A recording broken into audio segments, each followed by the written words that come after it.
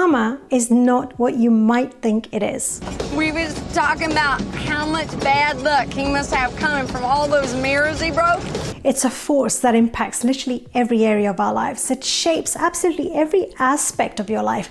And that's what you think and what you do. That's your karma. 449 years it would take for him to work it all off. And yet, karma is barely understood in our culture for what it actually is. Karma, you know, when you do something bad to someone and fate pays you back by something bad happening to you. Is that French? Often, it's just misunderstood. Unseen yet powerful, karma is the mystic force that shapes your destiny.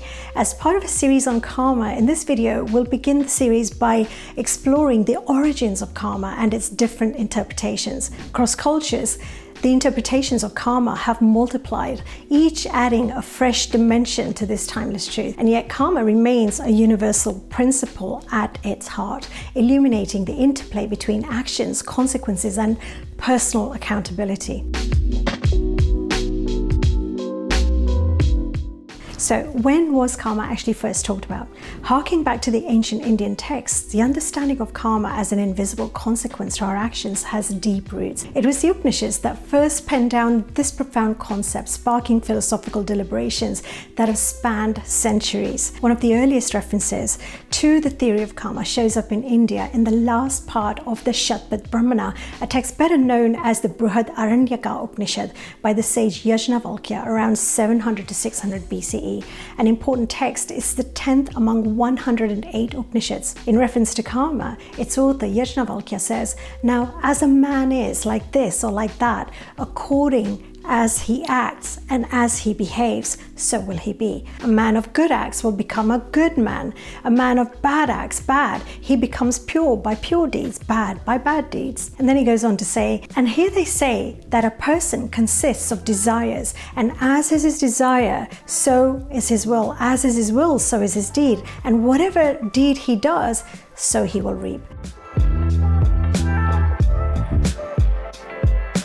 So, what are the different interpretations of karma? The idea of karma has been adopted by many different cultures and religions, much after the philosopher Yajnavalkya wrote about it in as far back as 700 BCE. And then it's been adapted and given different interpretations. So what are the different interpretations of karma? When karma was originally referred to in texts such as the Brihad Aranyaka, its intention was to imply that as a conscious being capable of self-awareness, man is the master of his destiny and creates his destiny through the quality of his actions. But nowadays, the word karma has disempowered connotations. It implies that you're a victim of your karma, helpless and indicted to some awful life as a result of sins from the past. In the West, the theory of karma is largely used to explain why suffering exists. The concepts of sin is implied in the Western take of karma. The moment you talk about karma, the idea of reincarnation also creeps in.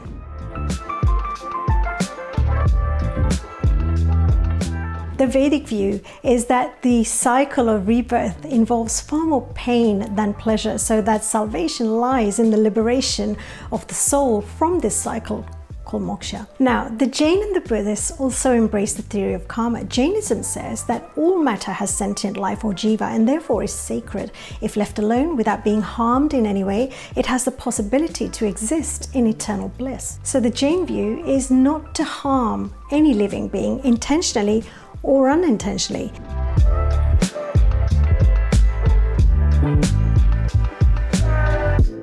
If you're to be freed from the cycle of birth and rebirth. Now, Gautam Buddha's own view of karma is closely linked to the Vedic view in the Upanishads as described in his Noble Eightfold Path. But unlike the Jains, Buddha placed Chetna or conscious awareness at the center of his view of karma. In this context, Chetna can be interpreted to mean intention. So what matters in the Buddha's philosophy is what takes place in the mind. It's the intention behind the act that determines its karmic outcome. So it's interesting to note that whereas one view is that in order not to accrue negative karma, you must not harm any living being intentionally or unintentionally. In another view, it begins even before you act. It begins with your intention itself. Let me know in the comments which one you think matters the most.